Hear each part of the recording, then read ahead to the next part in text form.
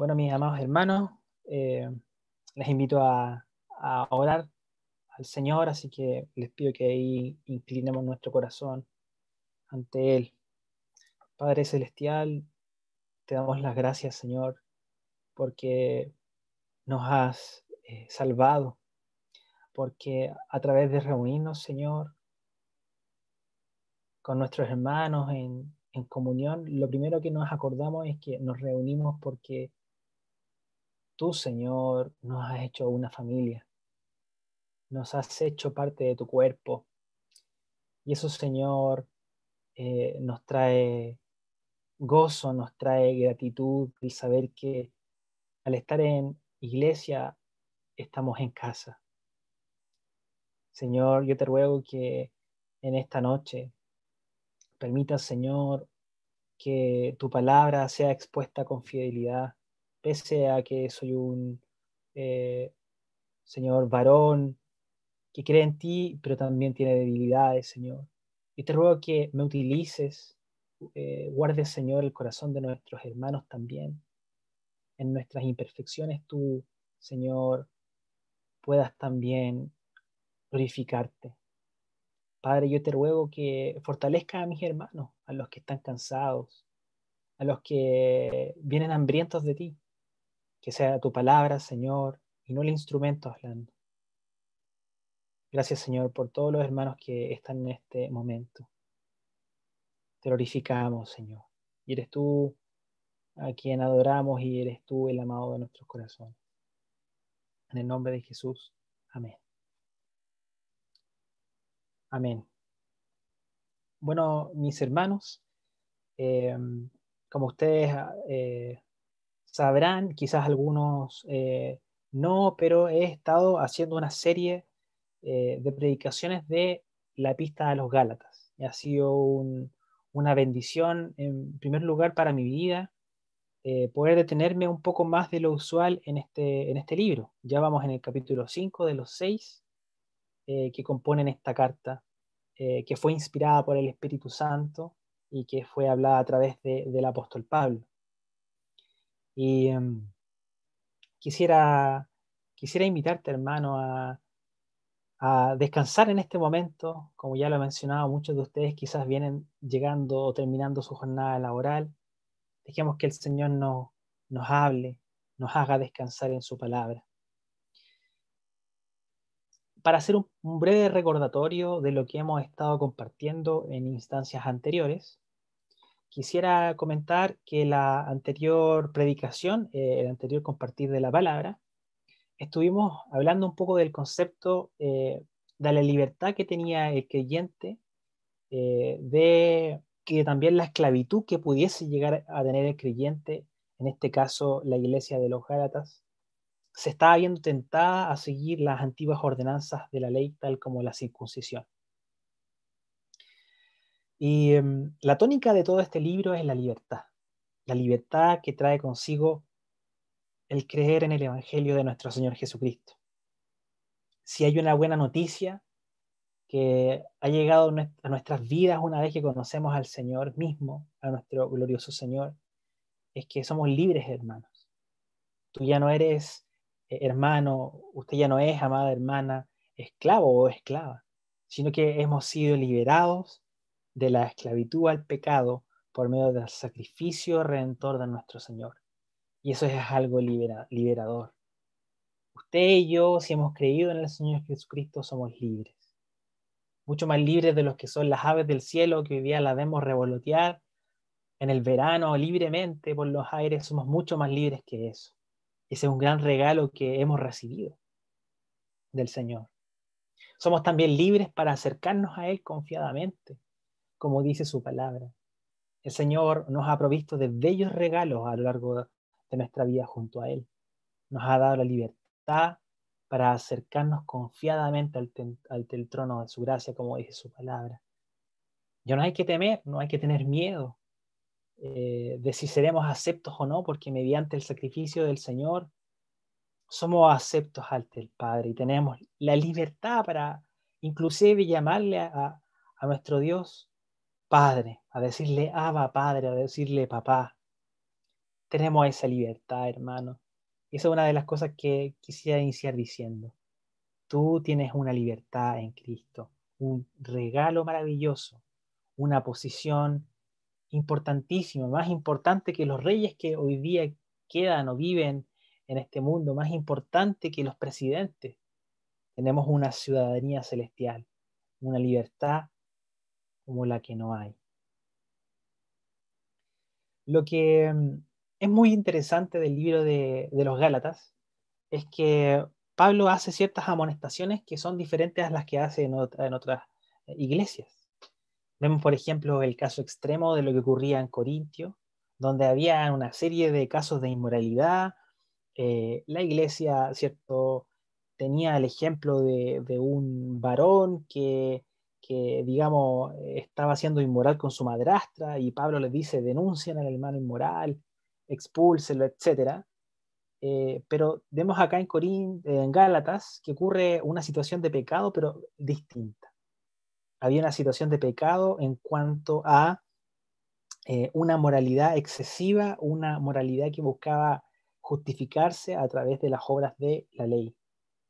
Y curiosamente, tanto a las obras inmorales de los corintios como a estas obras de moralidad extrema para buscar justificación, a ambas les llama carne el apóstol Pablo. O sea que puede haber carne en cosas inmorales como las conocemos, en la vida licenciosa, en los excesos, en la inmoralidad, pero también puede haber carne en las cosas que aparentemente son sacrosantas, en buscar la justificación a través de nuestras obras. Eso es lo interesante, como polos opuestos o como casos tan distintos pueden ser constituyentes a un caso de vivir en la carne.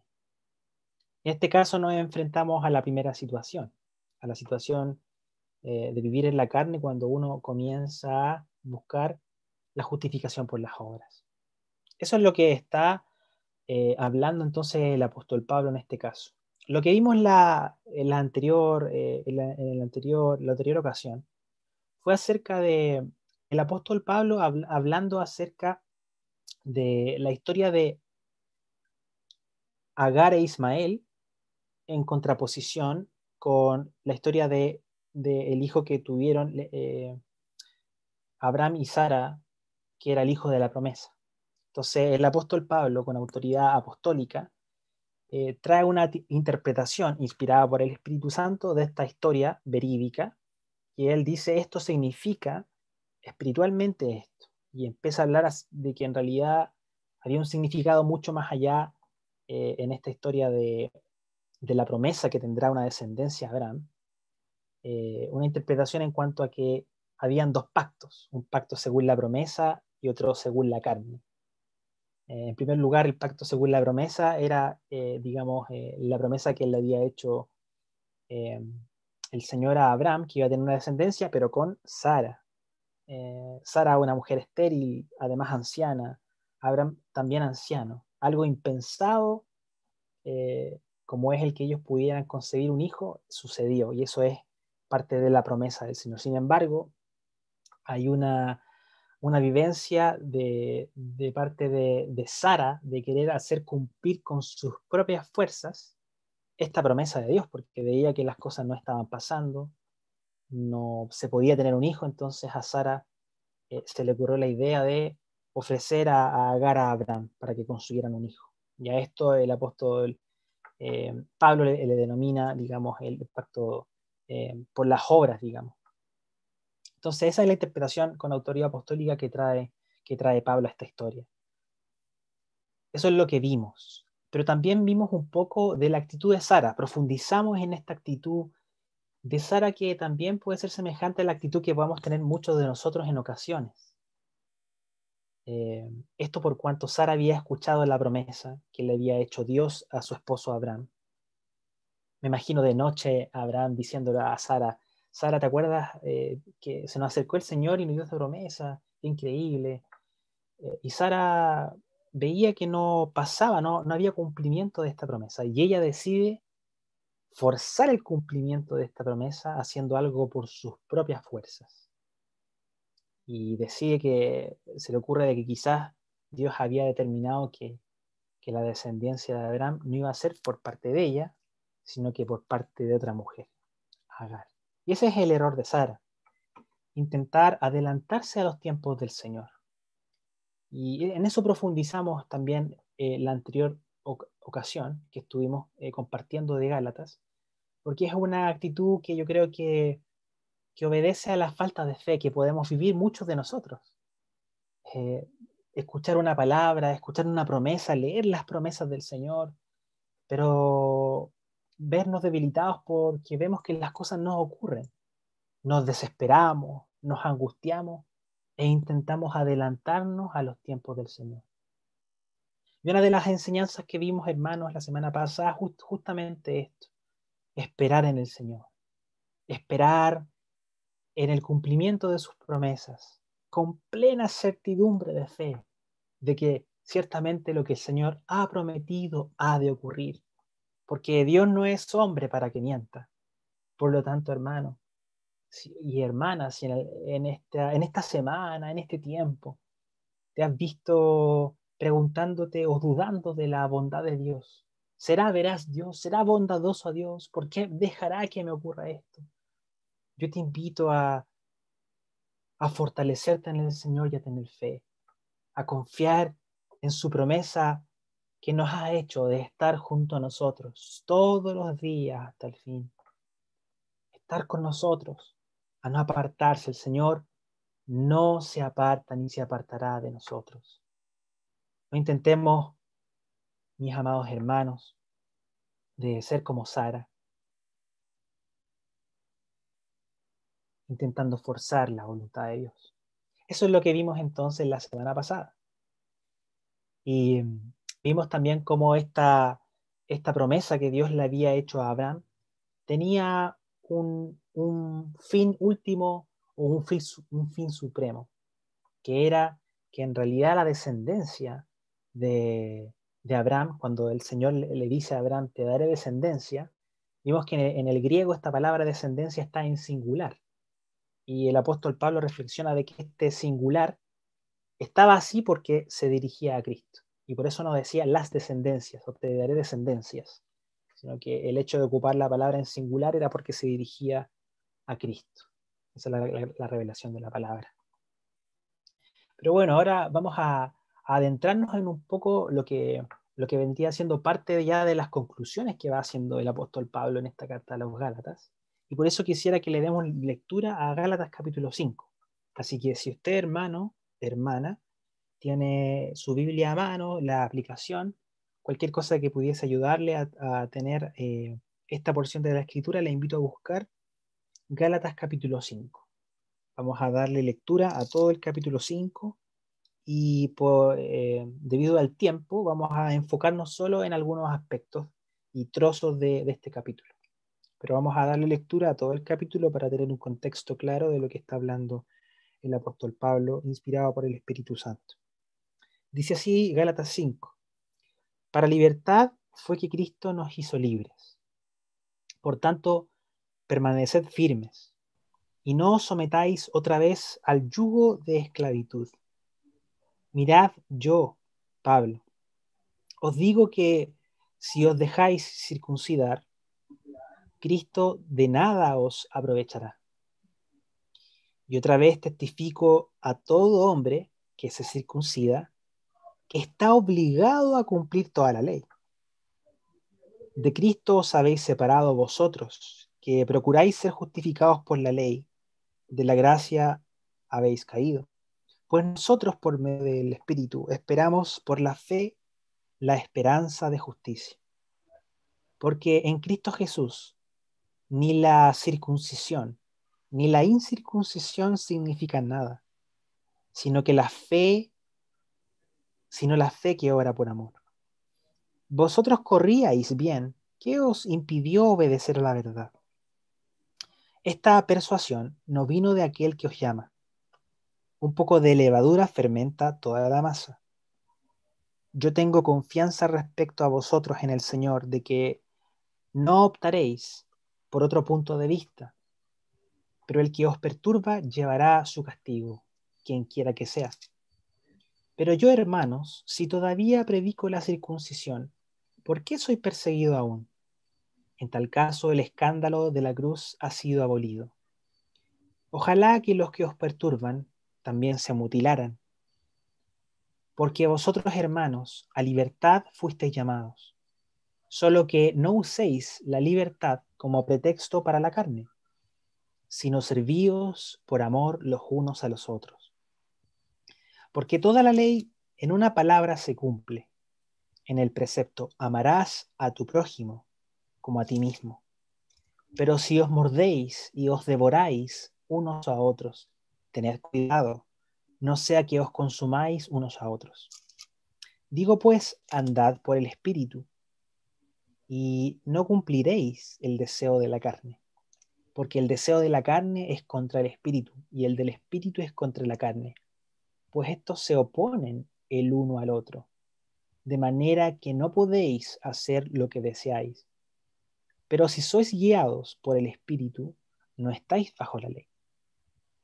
Ahora bien, las obras de la carne son evidentes, las cuales son inmoralidad, impureza, sensualidad, idolatría, hechicería, enemistades, pleitos, celos, enojos, rivalidades, disensiones, sectarismos, envidias, borracheras, orgías y cosas semejantes, contra las cuales os advierto, Aló, Sergio. como ya os lo he dicho Buenas tardes. antes, Hola. Aquí que estamos. practican tales cosas no heredarán el reino de Dios. Mas el fruto del Espíritu es amor, gozo, paz, paciencia, benignidad, bondad, fidelidad, mansedumbre, dominio propio. Contra tales cosas no hay ley, pues los que son de Cristo Jesús han crucificado la carne con sus pasiones y deseos. Si vivimos por el Espíritu, andemos también por el Espíritu. No nos hagamos vanagloriosos, provocándonos unos a otros, envidiándonos unos a otros. Gracias al Señor. Amén. La verdad es que una de las cosas que más me llama la atención del apóstol Pablo en esta carta y sobre todo en este capítulo es que él comienza hablando del tema que ya es muy común para nosotros, que hemos estado estudiando esta epístola a los Gálatas, que él habla acerca de no circuncidarse porque hemos sido libres en Cristo y Cristo lo satisface todo. Y por tanto comienza a hablar de la libertad que tenemos entonces ante las obras de la ley. Lo interesante es que el apóstol Pablo es inspirado por el Espíritu Santo, es un varón muy sabio en el Señor y él se da cuenta que lo que está diciendo pudiese ser malinterpretado por algún hermano o alguna persona. ¿En qué sentido malinterpretado? Porque si él está diciendo de que en realidad no es necesario seguir ciertas obras de la ley, alguno pudiese interpretar que no hay que seguir nada de la ley y que la ley en verdad no tiene ningún sentido, todo lo que está escrito ahí está malo, y podría entonces llegar a interpretar de que hay un desincentivo para vivir una vida santa o en santidad. Eso es el riesgo que está corriendo Pablo cuando él está explicando esto de, de que uno no se debe circuncidar, sino que Cristo es suficiente. O sea, alguno pudiese malinterpretar y decir, bueno, Pablo nos está diciendo que no sigamos nada, que todo está mal o que vivamos de forma libertina. Y es por eso que además de defender el tema de que Cristo lo satisface todo, Pablo con mucho cuidado también prevé este error y comienza a hablar de que en realidad el ser libres en Cristo no significa utilizar eso como pretexto para vivir una vida de inmoralidad, sino que él no está diciendo eso, sino que todo lo contrario, el vivir en Cristo y esta libertad que viene con el Evangelio de Jesucristo, también nos lleva a vivir una vida que tiende, que busca honrar a su Señor. Y eso es muy interesante, como el apóstol Pablo tiene ese cuidado para, para hacer frente a cualquier tipo de mala interpretación que pudiese surgir con una de sus enseñanzas. Pero algo muy importante que mencionar respecto al tema de la circuncisión es que uno pudiese, si uno lee de forma superficial el texto de los Gálatas, uno pudiese decir, bueno, en realidad lo que Pablo está diciendo es que no hay que circuncidarse. Así que si no me circuncido, todo bien. Pero en realidad lo que está queriendo hablar el apóstol Pablo es que cualquier acto que hagamos o dejemos de hacer para justificarnos es un error. Por tanto, si alguien se toma de esta enseñanza y dice, bueno, si yo no me circuncido, me gano el favor de Dios, también es un error, porque no hay nada que podamos hacer o dejar de hacer para ganarnos el favor de Dios, sino que creer en Cristo Jesús. Por medio de Cristo Jesús se nos es imputada justicia. Así que en realidad el tema trasciende a el circuncidarse o no, sino que va más allá de la forma en cómo nosotros percibimos nuestra justificación. Bueno, adelantándonos entonces en torno a este capítulo, hay dos extremos que uno puede tener en cuanto a la vida en la carne. La primera, como lo mencionamos anteriormente, es vivir una vida inmoral completamente. Y eso generalmente se ve mucho más en la gente que no es cristiana. Pero respecto a los círculos cristianos, lo que es muy usual ver, o más usual, es también esta moralidad extrema. Este orgullo que sale en el corazón del creyente por decir, yo estoy viviendo una vida súper justa. eh, y de esa manera crece el orgullo, también crece la inseguridad o el deseo de ganarnos el favor divino. Y también es otro extremo que no es sano. Pero, sin embargo, el apóstol nos muestra que la motivación que debe haber en nuestro corazón es la motivación de honrar al Señor por amor a Él. Seguirle y vivir una vida como Él lo menciona en el Espíritu.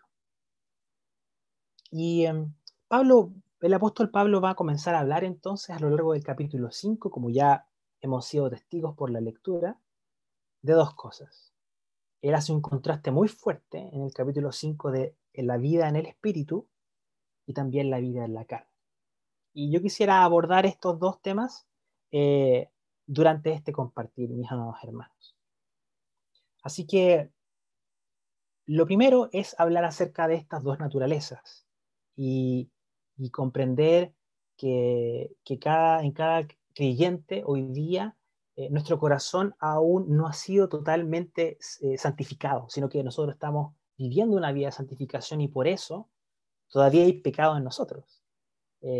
Está de más decir que el hermano más santo que usted pudiese haber conocido, hermano o hermana, sin lugar a dudas tiene batallas en su corazón con el pecado. Todavía. La persona que usted puede haber escuchado predicar de la mejor manera o cantar de una manera que parecía angelical, ese hermano o esa hermana aún sigue viviendo o sigue luchando con esta carne que está en nosotros hasta cuando el Señor, digamos, venga y obviamente nuestro cuerpo sea completamente redimido. Esta palabra en el griego, cuando Pablo habla de carne, es sarx. Esa es la palabra que usa, sarx. Y la interpretación que le da el apóstol a esta palabra carne es realmente un corazón o la parte del corazón que es pecaminosa. A eso se le llama carne, en realidad. Yo creo que todos sabemos que la carne en verdad no significa el filete, por decirlo así, sino que es la parte de nuestro corazón que es pecaminosa. Esa es la carne, la parte de nuestro corazón que aún no ha sido renovada por el Espíritu Santo. Y yo creo que algo muy gráfico acerca de la carne o del pecado que impera en nosotros es de lo que ocurrió con Job. En Job capítulo 40, versículo 3 y 4, dice lo siguiente la palabra: entonces respondió Job a Jehová, he aquí yo soy vil. Y es muy interesante que Job haya dicho esta frase, he aquí yo soy vil, siendo que él era considerado por el mismo Dios varón perfecto y recto. Él, siendo uno de los varones más ejemplares, me imagino yo, para su época, y probablemente para muchas de las épocas que hemos vivido, él mismo llegó a la conclusión, después de darle bastantes vueltas a todo lo que le estaba ocurriendo: he aquí yo soy vil. Eso es lo que dijo Job. Y por tanto, si Job, mis amados hermanos, había llegado a su conclusión, con cuánta más fortaleza nosotros también tenemos que reconocer que somos viles, que aún hay pecado en nosotros. Sin lugar a dudas, si hemos creído en Jesucristo, hemos sido perdonados. Somos considerados santos delante de Dios. Eso no está en discusión. Pero sigue habiendo pecado en nosotros, así como Job lo reconocía. He aquí, yo soy vil. Así que eso es algo muy interesante. Cada Sansón de esta época sigue teniendo su debilidad, sigue teniendo su Dalila. Y yo creo que esta es la pugna constante que nos grafica las Escrituras, la pugna que hay entre la carne, o los deseos de la carne, y también los deseos que tiene el Espíritu. A veces nosotros como creyentes tendemos un poco a que las cosas malas que nos ocurran, tendemos a culpar siempre al enemigo. No sé si han estado familiarizados con eso, como que todo es obra del diablo, o el diablo me hizo hacer esto, o me llevó el diablo a hacer esto. Pero yo creo que también es muy importante hacer, eh, como se dice, el mea culpa, de que en nuestro corazón también tenemos aún carne de pecado. Eh, y no todo corresponde a, digamos, a alguien que tenga culpa y que nos esté forzando a pecar, de cierta manera. Es como la historia de un niño, que se cuenta que había un niño que fue a una montaña y dijo: hola, hola. Y resulta que en ese lugar había un gran eco. Entonces, cuando él dijo hola, por el otro lado se le escuchó: hola, hola. Entonces, este niño pequeño no se daba cuenta que la voz del eco que le estaba respondiendo era su propia voz. Él pensaba que quien le estaba respondiendo, el eco, era otra persona. Así que él siguió diciendo hola y escuchaba de vuelta al eco decir hola. Y empezó a hablar hasta que llegó un momento que empezó a gritar insultos, malas palabras, groserías. Y se dio cuenta que el eco le respondía lo mismo. Entonces se puso un poco triste, fue a donde su madre y le contó lo que pasaba. Entonces la mamá, muy astuta, se dio cuenta de lo que estaba pasando y le hizo la siguiente recomendación. Le dijo: hijo, para que esta persona te trate bien, tú dile palabras bonitas, dile palabras amables. Y el niño se devolvió a la montaña, gritó ahora palabras amables, no groserías, y de vuelta recibió lo mismo. Esto nos enseña que muchas de las cosas que también nos acontecen son fruto de lo que hay en nuestro corazón, del pecado que abunda aún en nosotros. La carne entonces se opone al espíritu. Y el espíritu corresponde, ¿cierto?, a esta, o la parte que ha sido redimida en nosotros, aquello que podemos ver que es parte del Señor, es porque hay en nuestro corazón, ¿cierto?, redención también del Espíritu Santo. Algo muy importante respecto a la carne o a los deseos de la carne es que esta es muy similar a lo que en el Antiguo Testamento se le llamaba idolatría. De hecho, la idolatría en el Antiguo Testamento era una palabra que se usaba también para graficar nuestra tendencia o la tendencia del corazón del hombre para alejarse de Dios. Eso era en el Antiguo Testamento. Pero sin embargo, en el Nuevo Testamento, esta tendencia ya no es tanto idolatría, sino que se denomina deseos de la carne. Y hay algo muy interesante. Pero el principio es el mismo. Hay algo que nos está haciendo alejar de Dios. En un momento se le denominó idolatría y hoy día se le denomina o se le compara a los deseos de la carne.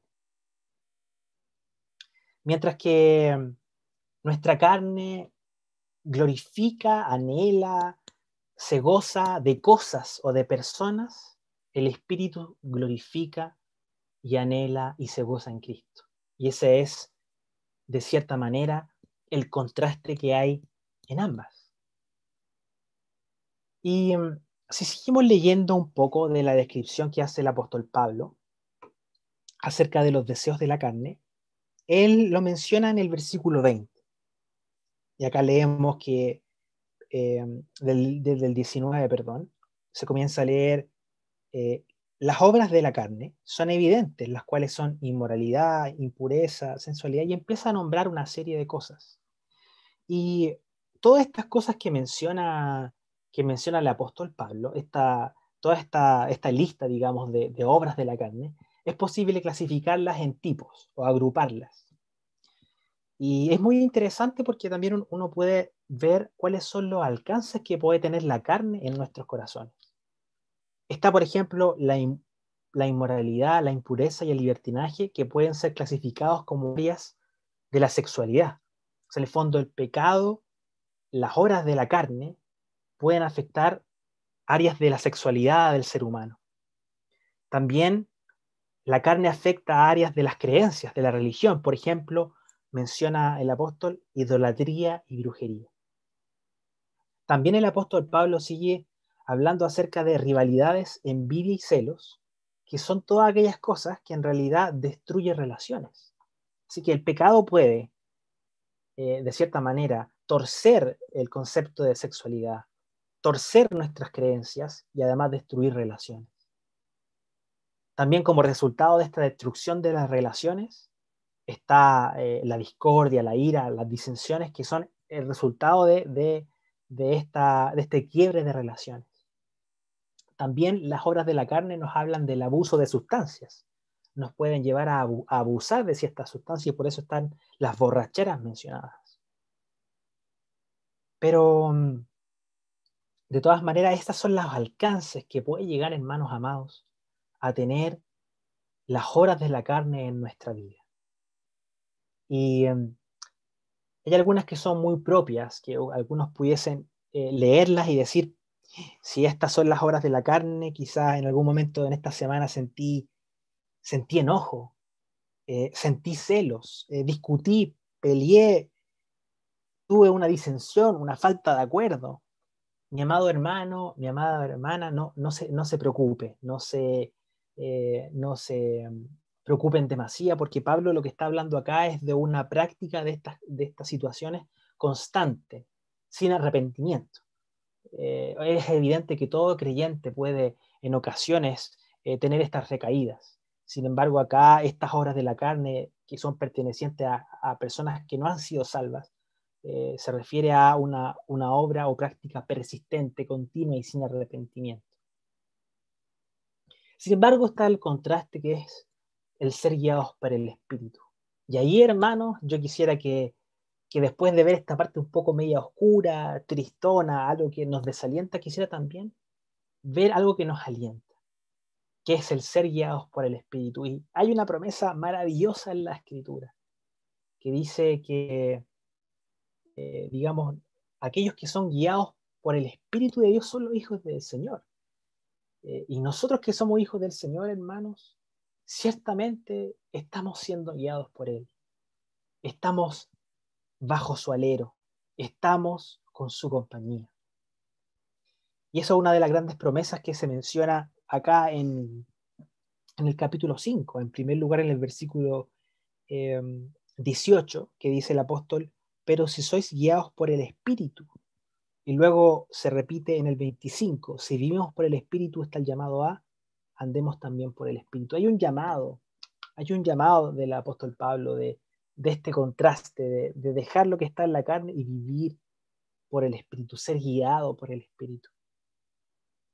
¿Y qué significa ser guiado por el Espíritu en este contexto?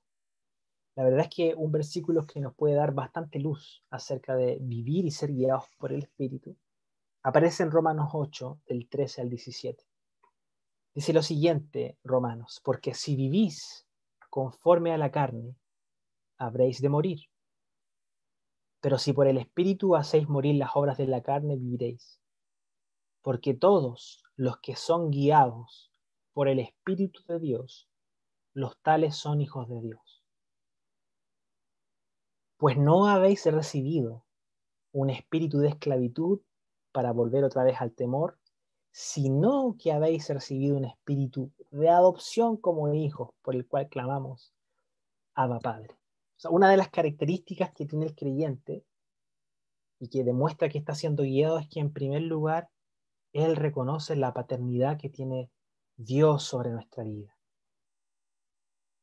Ese entendimiento de que ya no es necesario tenerle miedo a Dios, de que Él no nos va a escuchar, de que no somos aceptos, sino que el creyente vive la libertad de que es amado profundamente por su Padre.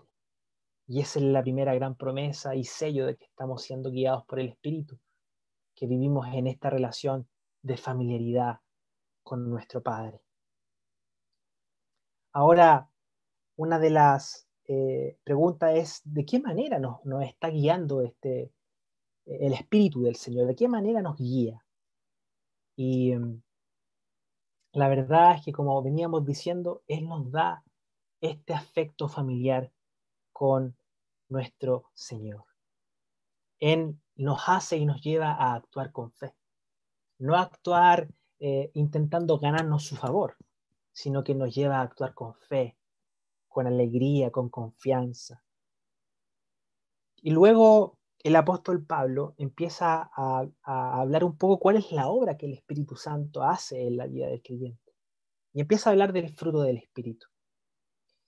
Y hay algo muy interesante en esta parte acerca del fruto del Espíritu, que Pablo empieza a hablar en el capítulo 5, es de que, en primer lugar, el fruto es una palabra tan sabiamente utilizada por el apóstol, pues el fruto nos dice que es algo que sale como resultado del Espíritu. O sea, en última instancia no tiene que ver con nuestras propias fuerzas, sino que es algo que el mismo Espíritu de Dios, la tercera persona de la Trinidad, el Consolador, hace brotar en nosotros, para que también no haya jactancia. Ahora, hay algo muy interesante que viene a nuestras mentes cuando comenzamos a meditar, hermanos, en esta palabra fruto.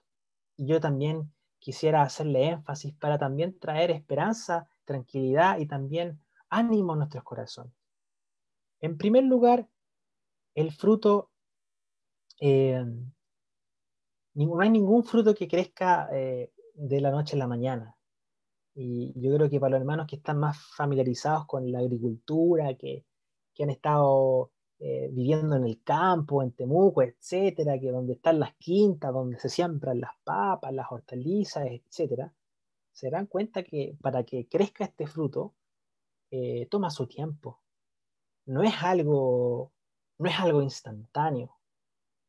Y hermanos, si tú de cierta manera has tenido conflicto en tu corazón porque ves que no estás creciendo quizás como otro hermano, que hay otro hermano que sabe mucho más la palabra o que ora según tu punto de vista más bonito o que tiene mucho más talento o que, no sé, vive una vida de santificación mucho más avanzada de la tuya, no te desesperes pensando de que eso nunca va a llegar a tu vida. El Señor ha prometido que el que comenzó la buena obra la perfeccionará hasta el día de Jesucristo. Y todo fruto es así, tiene un crecimiento gradual.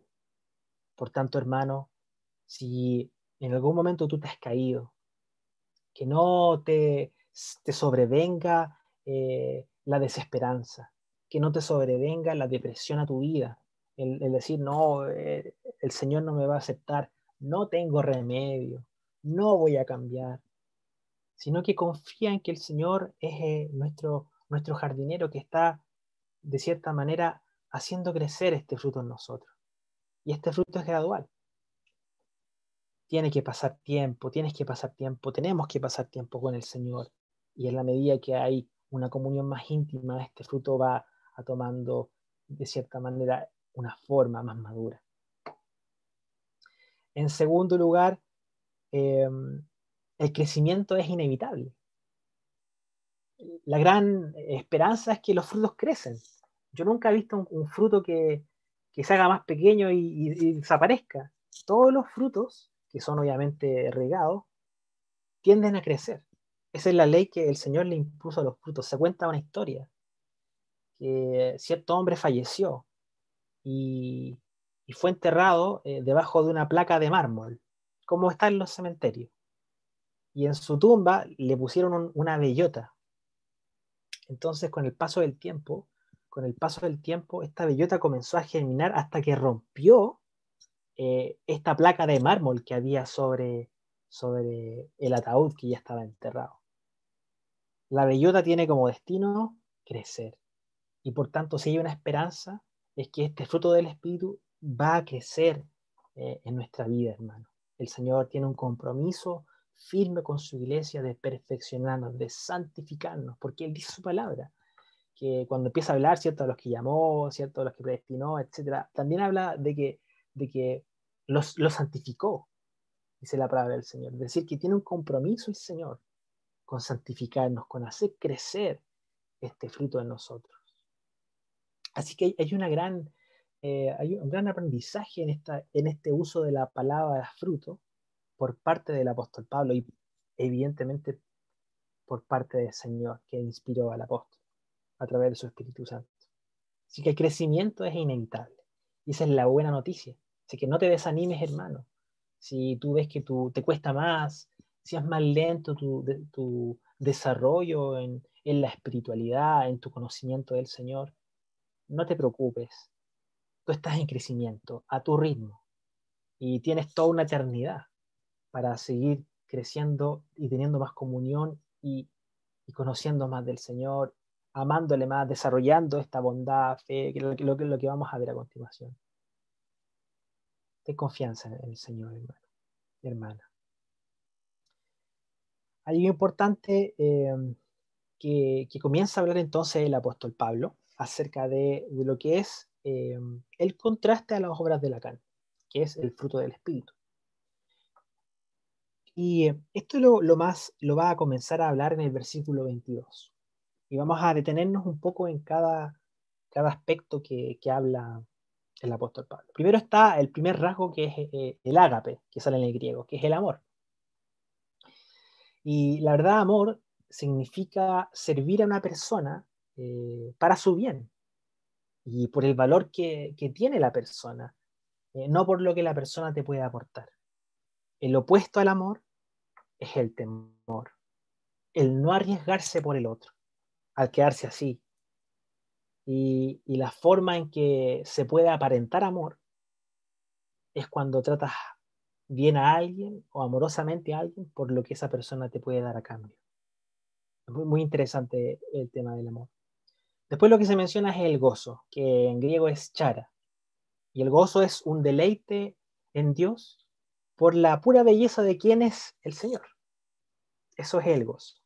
Ahora, lo opuesto al gozo es la desesperanza o la desesperación. ¿De qué manera podemos falsificar el gozo? Bueno, a través de amar a las bendiciones que nos da el dador de las bendiciones más que al dador de las bendiciones. O sea, gozarnos simplemente en las bendiciones, pero no gozarnos en el dador, es una forma de falsificar este gozo. Después el apóstol menciona la paz, que en griego es Irene. Irene es paz. Y la paz se refiere a una confianza y un descanso en la sabiduría y el control que tiene Dios sobre todas las cosas, y no en el control que podamos tener nosotros sobre las situaciones. Lo opuesto a la paz, obviamente, es la desesperación. Lo opuesto a la paz, evidentemente, es la preocupación.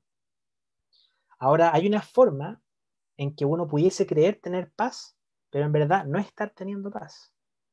¿Cuál es esa? Por ejemplo, el desinterés. El decir, eso no importa, no es importante. Eso no es tener paz. Eso es tener desinterés. Por otro lado está también la paciencia.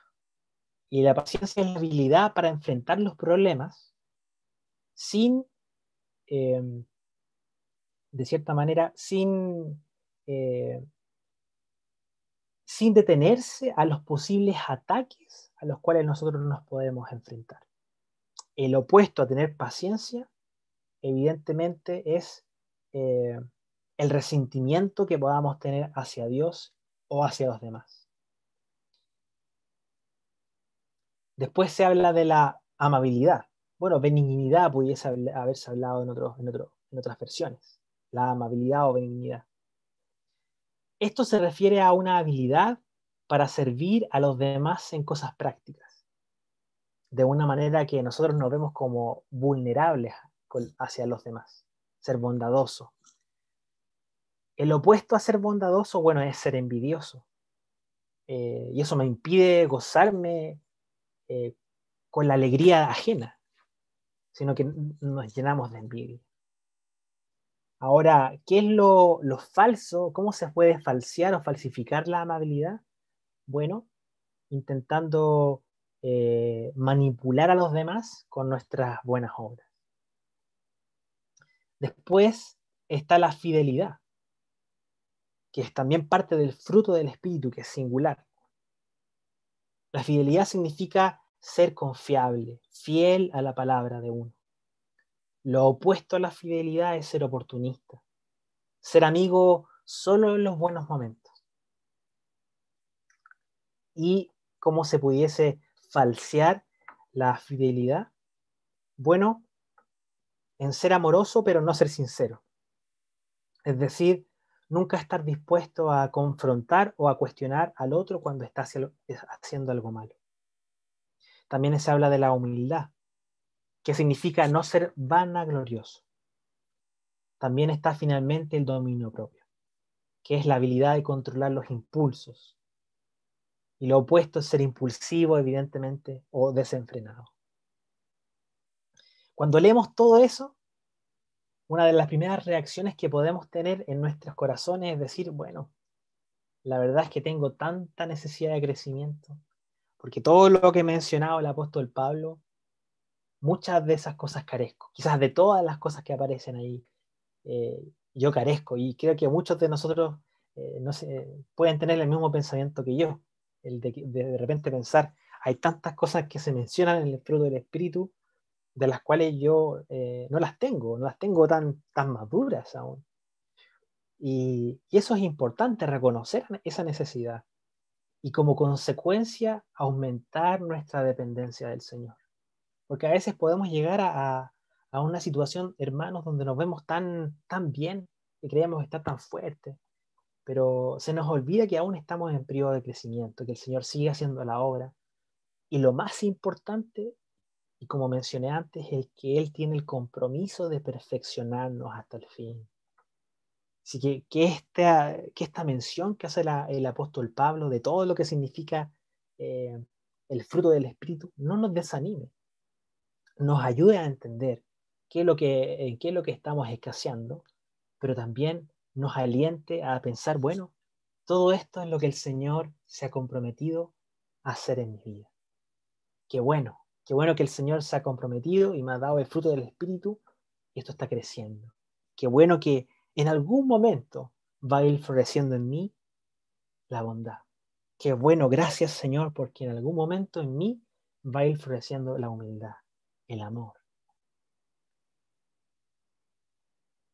¿Cómo podemos, hermanos, después de todo lo que hemos leído en Gálatas 5, cómo podemos, mis amados hermanos, responder al llamado entonces que nos está haciendo el Señor por medio del apóstol Pablo, a vivir siendo guiados por el Espíritu?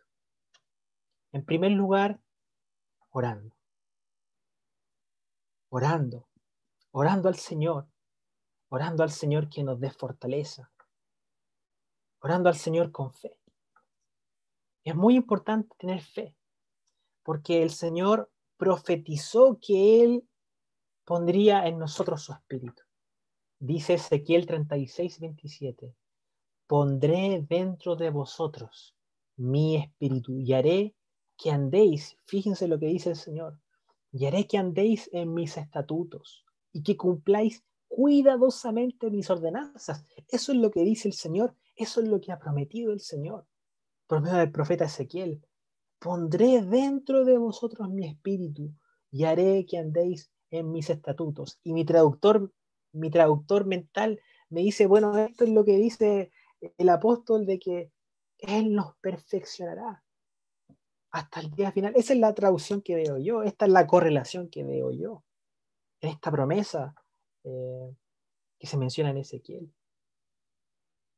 Entonces, orar, hermanos, orar con fe, orar al Señor y agradecerle y decir, gracias Señor porque tú tienes este compromiso de formarme, de guiarme con tu espíritu, de hacer crecer este fruto del Espíritu Santo.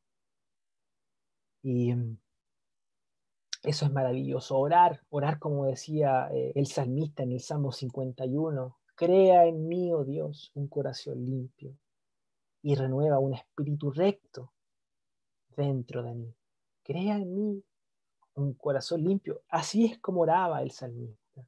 También es la invitación.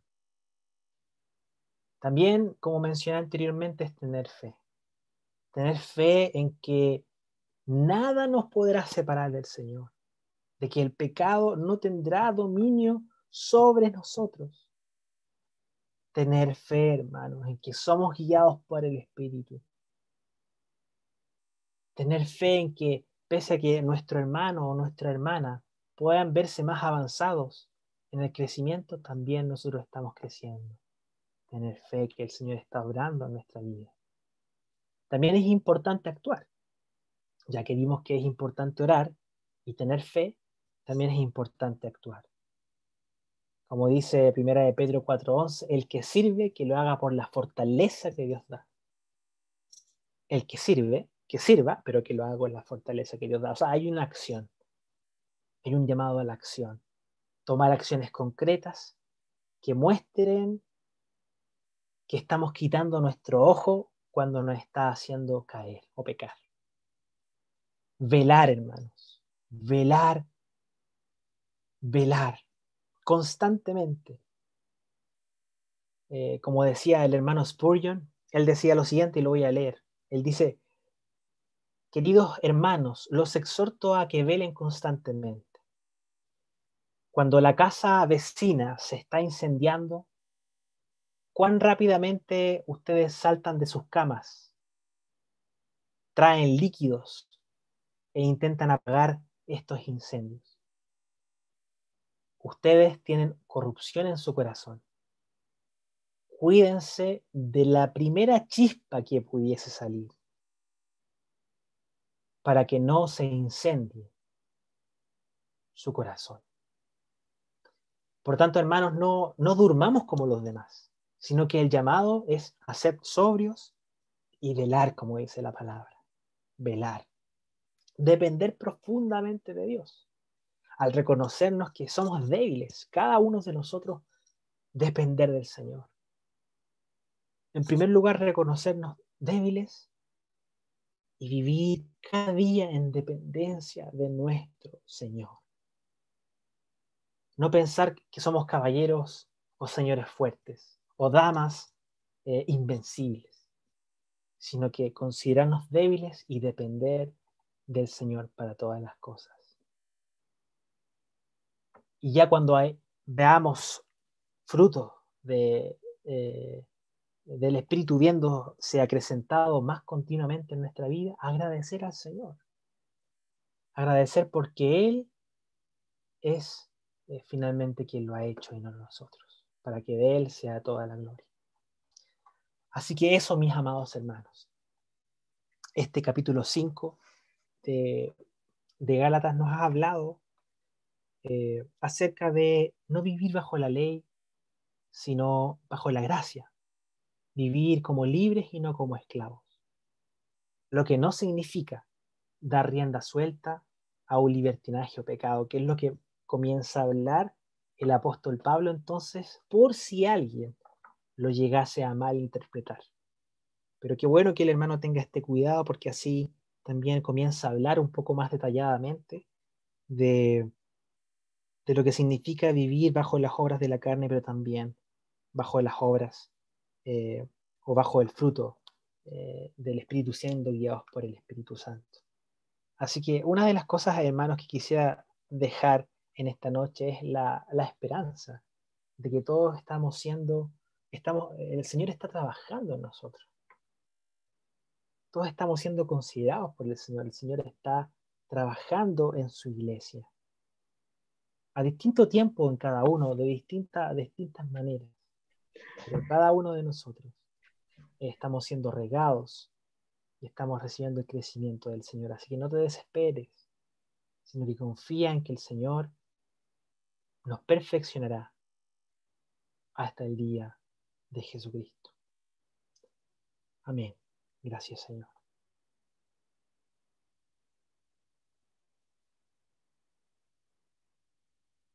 Voy a orar, hermanos.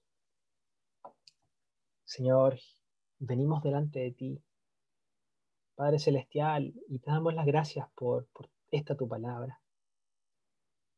Sabemos que toda la escritura es inspirada por Dios. Útil, Señor, para toda buena obra, Señor, para edificar. Útil, Señor, para exhortar, a fin de que el hombre de Dios sea preparado para todas estas buenas obras, Señor. Yo te ruego que en esta noche tu palabra nos llene de esperanza, nos llene, Señor, de este entendimiento de que tú estás trabajando en nuestra vida, de que tú, Señor, estás haciendo crecer este fruto, como tú quisiste llamarle, Señor, del Espíritu. Tienes el compromiso con tu iglesia de ser perfeccionada. Señor, te rogamos que nos lleves, Señor, a reconocer nuestra debilidad, a reconocer que somos débiles, Señor. Aún impera o vive en nosotros esta naturaleza con la cual luchamos cada día. Pero no estamos solos, sino que eres tú, Señor, quien lucha por nosotros. Rogamos, Señor, que doble nuestras rodillas a clamar, Padre, para que renueve nuestro corazón, que nos dé fe, que, Señor, nos lleves a actuar para, para hacerle frente a estas obras de la carne, no darle rienda suelta a estos deseos. Y cuando veamos fruto del crecimiento, agradecer, reconociendo que todo es obra tuya. Gracias, Señor, por tu palabra. Somos tuyos, Señor. En el nombre de Jesús. Amén.